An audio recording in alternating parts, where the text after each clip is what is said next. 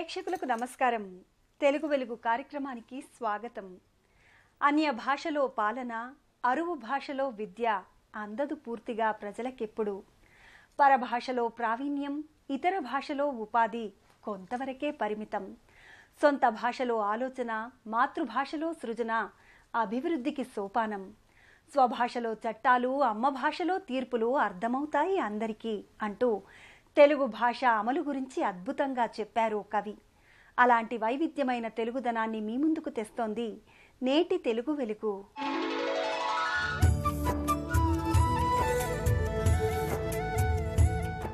తెలుగు భాషలో తికమకలు ఎన్నో.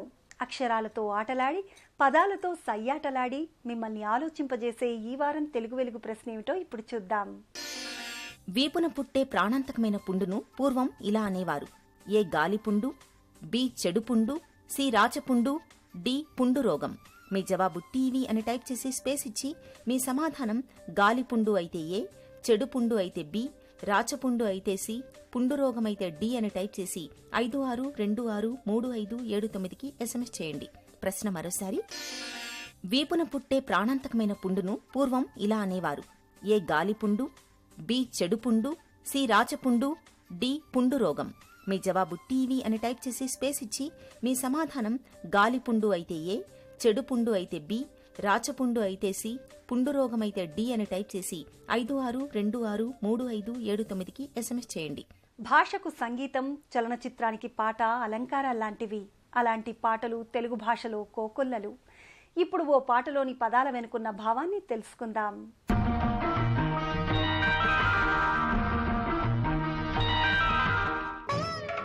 చిన్న చిన్న పదాలతో ప్రవాహంలాంటి పాట రాయగలరు ఆత్రేయ. మనసుకి భాష్యం చెప్పిన అక్షరయోగి. మామూలు మాటల్నే పాటలు చేయగల ప్రతిభాశాలి. పెళ్లి కానుక చిత్రంలోని పులకించని మది పులకించు పాట ఆత్రేయ అలతి పదాలకు ఓ మంచి ఉదాహరణ. మనసులో ప్రేమ చిగురించిన నాయిక ప్రియుని ఉద్దేశించి పాడే పాట ఇది. సంగీత స్వరాన్ని, ప్రేమ ఝరిని ఒకేసారి ఆవిష్కరించారు ఈ పాటలో ఆత్రేయ. పులకించని మది పులకించు, వినిపించని కథ వినిపించు, అనిపించని ఆశలనించు, మనసునే మరపించు, గానం మనసునే మరపించు. రాగమందను రాగములికి రత్తిన సగును గానం, రాగమందను రాగములికి రత్తిన సగును గానం, రేపు రేపను తీపి కలలకు రూపమిచ్చును గానం. చెదరిపోయే భావములను చేర్చి గూర్చును గానం, జీవమొసగును గానం, మది చింత బాపును గానం. పులకించని మది పులకించు, వినిపించని కథ వినిపించు, అనిపించని ఆశలనించు, మనసునే మరపించు, గానం మనసునే మరపించు. వాడిపోయిన పైరులైనా నీరుగని నర్తించును,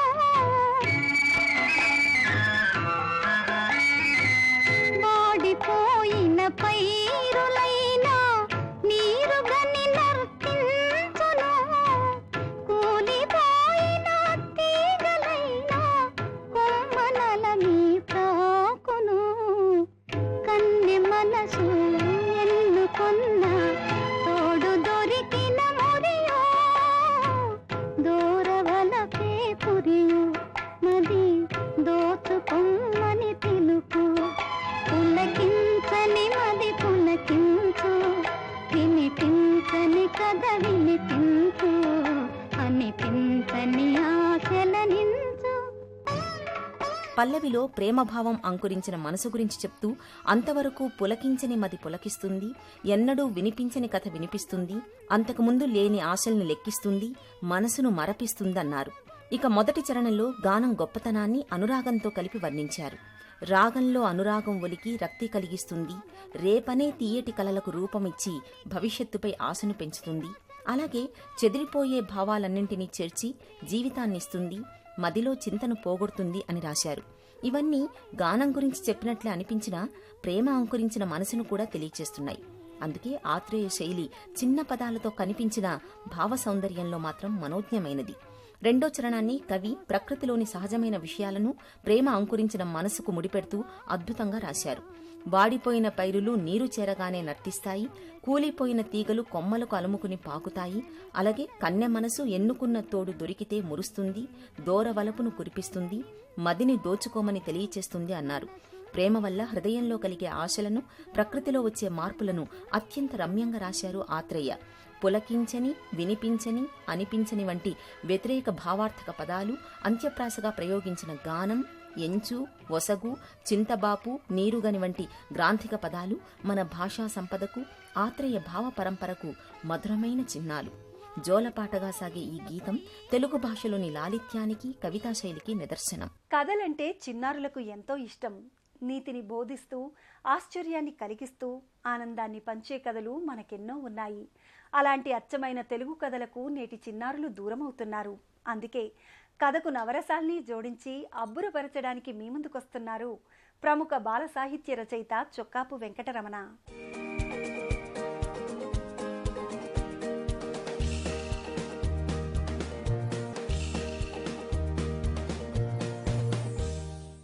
అనగా అనగా అనగా ఒక పెద్ద అడవి ఉంది.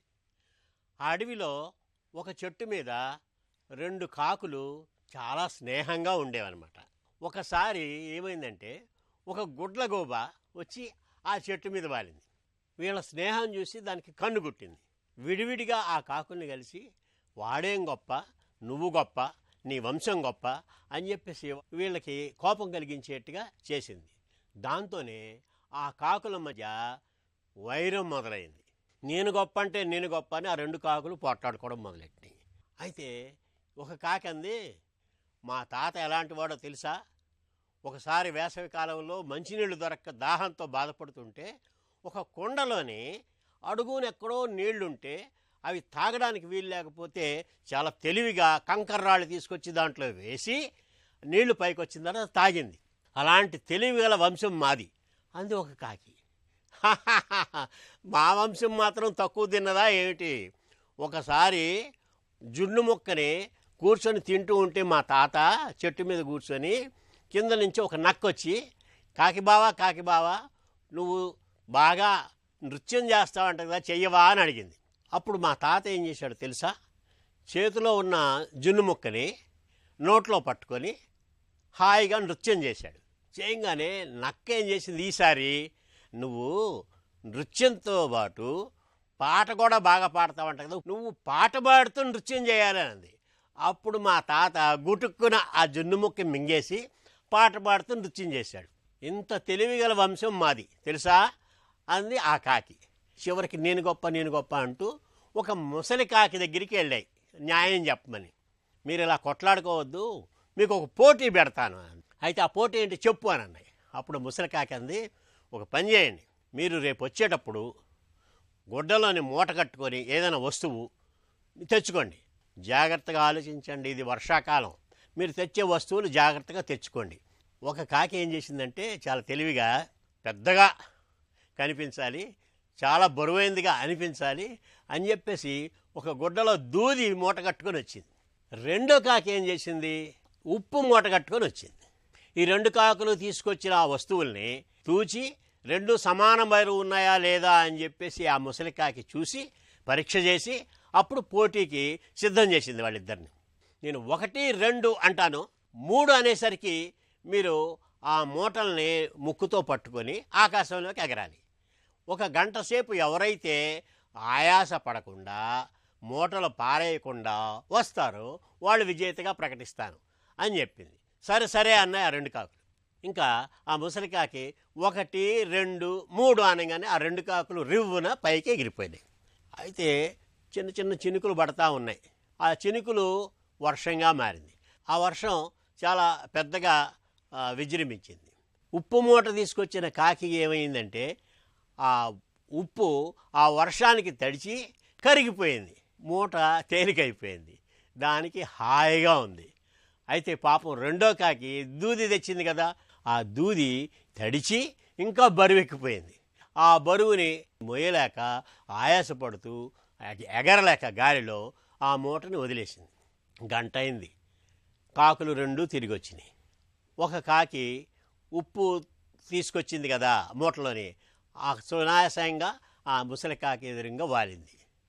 రెండో కాకి నోట్లో మూట లేదు, ఎక్కడో జార విడిచేసింది, ఆ బరువు తట్టుకోలేక ఒంటరిగా వచ్చింది. అప్పుడు ముసలి కాకి ఏమన్నదంటే, నేను ముందుగానే హెచ్చరించాను, ఇది చాలా తెలివిగా ఉప్పు తెచ్చుకుంది, నువ్వు అనవసరంగా అతి తెలివికి పోయి దూది తెచ్చుకున్నావు అని చెప్పేసి ఈ ఉప్పు తెచ్చుకున్న కాకిని విజేతగా ప్రకటించింది. చూసారా, ఆపద సమయంలోని అవసరానికి చాలా తెలివిగా వ్యవహరించినప్పుడే వాళ్ళు విజేతలు అవుతారని ఈ కథ వల్ల మనకు తెలుస్తుంది.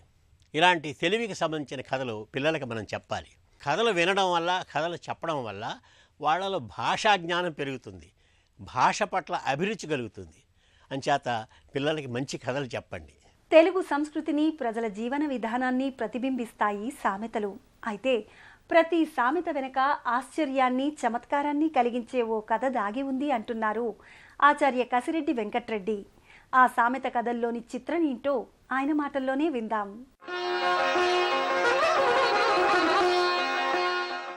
వాళ్ళ దగ్గర నుంచి మొదలుపెట్టుకొని అనంతం వరకు కూడా అనేక విషయాలు తెలుసుకునేటటువంటి సందర్భంలో ఆ వ్యవహారంలో సామెతలు అపూర్వంగా సౌందర్యాన్ని ఆపాదిస్తాయి. కోడలికి బుద్ధి చెప్పి అత్త తెడ్డు నాకిందట.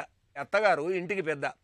ఆ అత్తగారు ఇంటికి వచ్చినటువంటి కోడలితోటి ఆమె చేస్తూ ఉన్నటువంటి పనులన్నీ చూసిన తర్వాత ఇలా కాదమ్మా ఇలా చేయాలి అని చెప్పింది. అంటే వంట చేసేటటువంటి సందర్భంగా ఇది రుచిగా ఉందా లేదా అని నాలుక మీద పెట్టుకొని చూడడం అనేటటువంటిది జరుగుతుంది. కాబట్టి అలా రుచి చూడొద్దు అని చెప్పేసి ఇంకా మరొక విషయాలు కూడా దృష్టిలో పెట్టుకొని ఇలా చేయొద్దమ్మా అని అత్తగారు చెప్పారు. అలా చేయొద్దమ్మా అని చెప్పినటువంటి అత్తగారే తాను తెడ్డు నాకింది అనేటటువంటి అర్థం ఇక్కడ వచ్చేటటువంటి విధంగా ఉన్నటువంటి సామెత ఉందే, ఇది అనేక సందర్భాలలో ఉపయోగించవచ్చు. ఒక అధికారి 10 గంటలకు అందరూ కూడా ఈ కార్యాలయంలోకి రావాలి అనేటటువంటి నియమం పెట్టాడు, కానీ తానే రాలేదు. ఈ సందర్భంలో ఉపయోగించే సామెత ఇది. అంటే చెప్పింది ఏదైతే ఉందో అది చేయాలి. అందుకే రామకృష్ణ పరమహంస దగ్గరికి ఒక అమ్మగారు వచ్చేసి, మా అబ్బాయి బాగా బెల్లం తింటున్నాడు స్వామి, ఎట్లాగా వీడిని ఆ బెల్లం తినకుండా మానేట్టు చేయాలి అని అడిగిందట. రామకృష్ణ పరమహంస ఏది చెబితే అది అవతల వారు వింటారు అని ఒక నమ్మకం.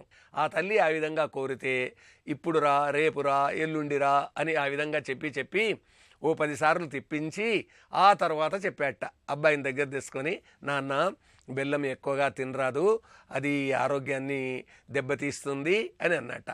ఇన్నిసార్లు ఈ మాట చెప్పడానికి ఇలా తిప్పించాడేంటి అని ఆ తల్లి అడిగితే, అమ్మ నాకు కూడా బెల్లం తినే అలవాటు ఉంది, అది మానుకోవడానికి నాకు 15 రోజులు పట్టింది, నేను ఏది చెబుతానో అది నేను చేసేవాడిని అయి ఉండాలి కదా, అందువల్ల నేను మానుకున్న తర్వాతనే ఆ అబ్బాయికి చెప్పాను అన్నట్ట. ఇదండి కోడలికి బుద్ధి చెప్పి అత్త తెడ్డు నాకిందట అనేటటువంటిది. ఇది చెప్పినటువంటిది అకారాత్మక దృష్టితో చెప్పిందైనా కానీ సకారాత్మకంగా అంటే ఆచరణయోగ్యంగా మనం తీసుకోవాలి అనేటటువంటి విధంగా చెప్పింది. కాబట్టి ఈ విధంగా సామెతలు ఎన్ని పరమార్థాల్ని అందిస్తాయో, ఏ సందర్భంగా ఎవరెవరి జీవితాలకు ఎట్లాగా అన్వయించుకోవడానికి వీలవుతుందో అనేటటువంటిదిగా మనం భావిస్తే భాషలో, సాహిత్యంలో, వ్యవహారంలో సామెత యొక్క ప్రాధాన్యం మనకు తెలుస్తుంది. నవరసాల్లో హాస్యాన్ని, భాషలో నుడికారాన్ని, పద్యాల్లో సౌందర్యాన్ని, తెలుగు పలుకుబడుల సొబగుల్ని గుదిగుచ్చి ఆహ్లాదంగా, ఆసక్తిగా అందిస్తాయి చమక్కులు. ఆ చమత్కారాల్లోని స్వభాషను మీరు ఆస్వాదించండి.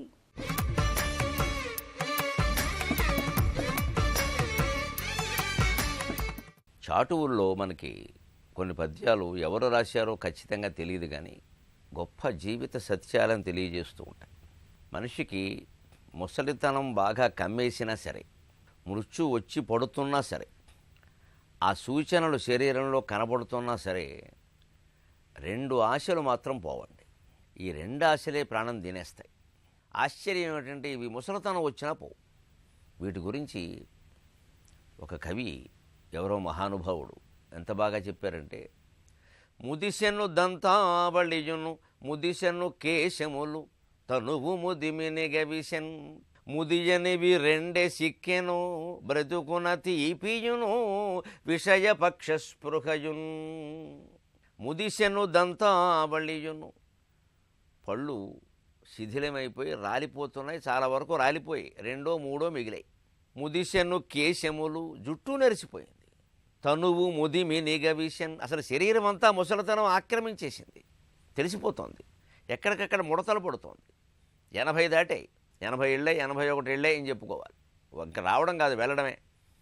మాట వచ్చింది, మాట పోయింది, స్పృహ వచ్చింది, స్పృహ పోయింది, అంతే. నడక వచ్చింది, నడక పోయింది, అలా చెప్పుకోవాల్సిందే.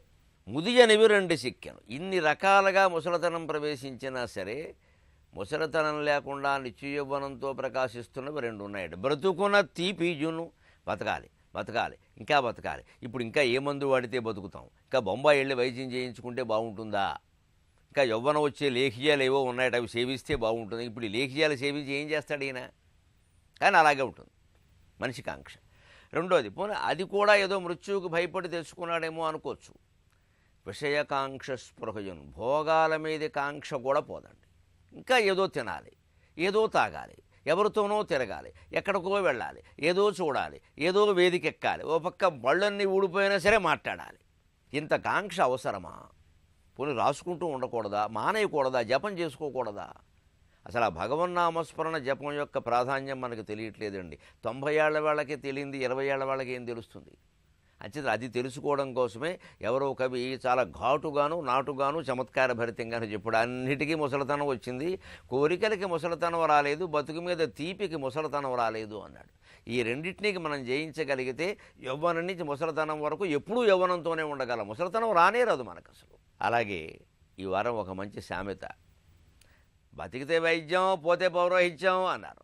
ఎంత గొప్పదో చూడండి. ఎప్పుడు లోకంలో ఒక వృత్తి ద్వారా మన వచ్చే ఆదాయం మనకి సరిపోవట్లేదు అన్నప్పుడు రెండో వృత్తి ఏం చేపట్టాలి? చేపట్టడానికి జంట వృత్తులకు సరిపోయేవి ఏమిటి అంటే, ఒక పెద్ద మనిషి అన్నట్టు ఆయన పౌరోహిత్యం చేస్తున్నాడు. అంతవరకు ఆయన నెమ్మదిగా కాస్త ఇంజక్షన్లు చేయడం, కాస్త దూది పెట్టి గాయాలు అవి తోడడం, కట్లు కట్టడం, ప్లాస్టర్లు వేయడం నేర్చుకున్నాడు. ఏమిటి ఎంతవరకు పౌరోహిత్యం చేస్తున్నావు కదా, మరి ఇదేమిటి ఈ వైద్యం ఎందుకు మొదలుపెట్టావు అంటే, ఏముందో మనమైనా ఎంబీబీఎస్ ఏమన్నా పల్లెటూరులో ఆర్ఎంపీ వైద్యమే కదా. ఎందుకు అంటే, బతికితే వైద్యం చేస్తాం, పోతే పౌరోహిత్యం చేస్తాం, ఎప్పుడు మనిషి మనవాడే అన్నట్టు. అలాగే ఈ వారం ఒక మంచి జాతీయం, ఆయనకేమిటండి జాంబవంతుడు ఆయుష్ అంటారు. జాంబవంతుడు ఆయుష్ చాలా గొప్పది, చాలా పెద్దది.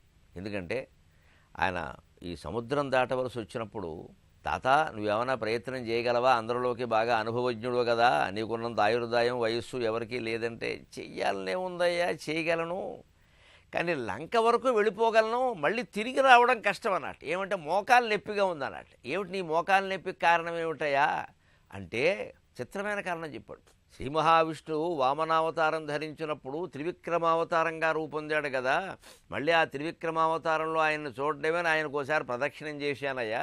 మరి ఆయన చుట్టూ ఉన్న పర్వతాల్లో ఓ పర్వతం నా మోకాల్లో దిగబడింది, ఇప్పటికీ దాన్ని బయటికి తీయడం కుదరలేదన్నట్టు. వీడి ఇల్లు బంగారంగానే పర్వతం మోకాల్లో దిగబడ్డం అదేమన్నా చిన్న ముళ్ళా?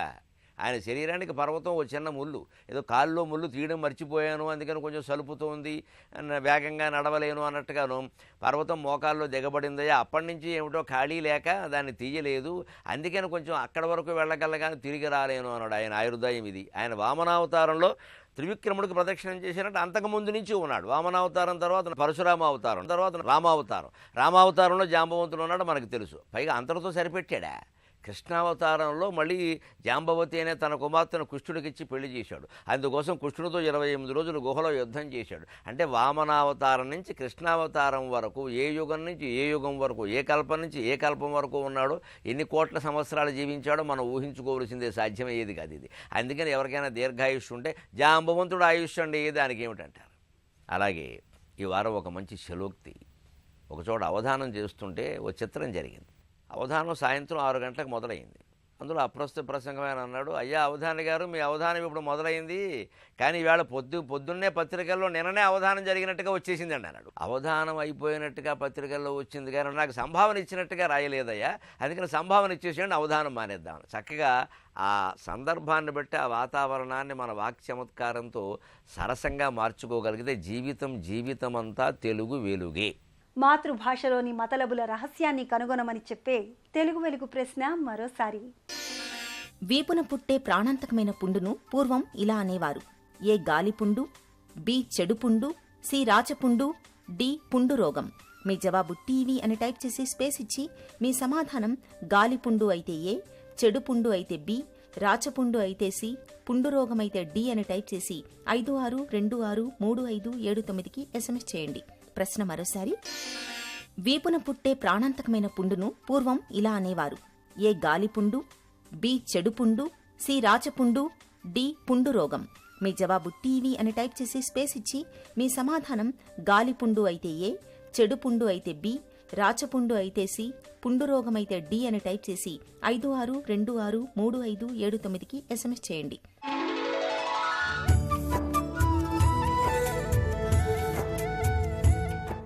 తెలుగు భాష వ్యాప్తికై ఎందరో ప్రముఖులు ఎన్నో రకాలుగా కృషి చేస్తున్నారు. వినూత్న రీతుల్లో స్వభాషాభిమానాన్ని చాటుకుంటున్నారు. అలాంటి వాళ్ల స్ఫూర్తి కథనాల వేదికే తెలుగు వెలుగు. మీరు సంప్రదించవలసిన చరవాణి సంఖ్య 9394489229. చరవాణి సంఖ్య మరోసారి 9394489229. తెలుగు భాషా చైతన్యాన్ని మనందరిలో నింపే మరికొన్ని అంశాలతో వచ్చే వారం తెలుగు వెలుగు కార్యక్రమంలో మళ్ళీ కలుద్దాం. అంతవరకు సెలవు, నమస్కారం.